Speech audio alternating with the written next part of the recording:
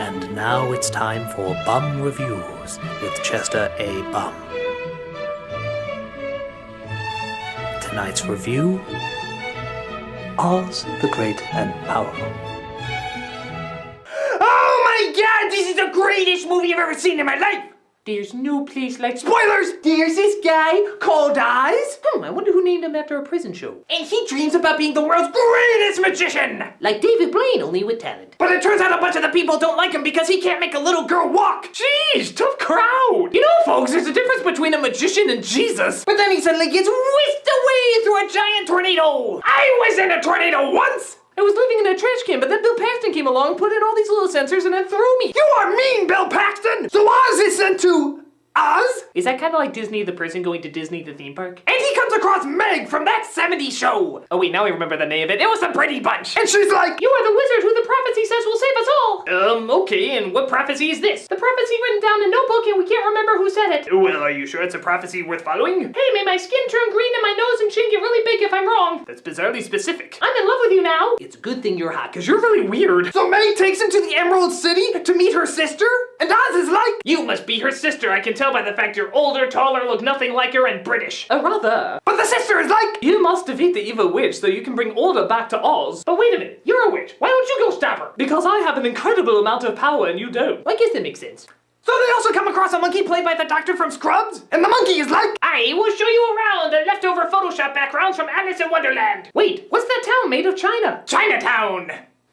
It's a leftover pun from Wreck-It Ralph. So they come across this little girl made of China, and they're like, "Do you have a name, little China girl?" "I do!" "That's nice, I'm just gonna call you little China girl throughout most of the movie." "But it's Felicia." "Come, little China girl, away!" "But it's Felicia." "Little China girl!" "Okay." So they come across the Wicked Witch, which it turns out is actually a good witch. And Oz is like, "You're a good witch? I thought you were a bad witch." "No, there's three kinds of witches. A good witch, a bad witch, and a hastily written witch that will eventually become a bad witch." "Oh no, I better not do anything that could easily be taken the wrong way if she's watching." And Meg is like, "I'm misunderstanding what he's doing right now that I'm watching. That makes me so angry I'm gonna cry acid tears." Ow! Ow! But then the sister is like, "Eat this apple and you will become evil and my minion." Wow, why don't you just give that to everybody in the kingdom?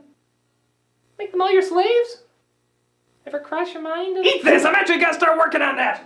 Oh, I also gotta remember to work in the ruby slippers in case I forget to write it in.